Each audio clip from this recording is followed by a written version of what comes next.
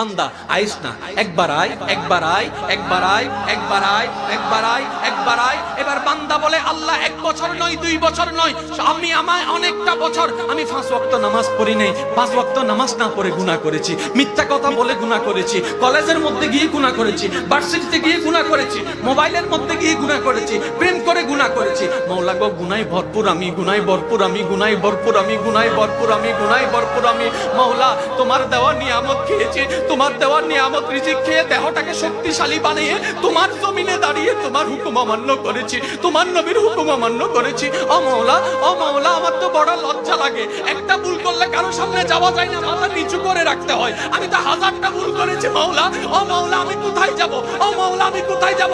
আল্লাহ পাক বলে, বান্দারে, পৃথিবীর শ্রেষ্ঠ উদাহরণ মায়ার জন্য, মমতার জন্য, দরদের জন্য, মমতার জন্য মায়ের উপমা দেওয়া হয়।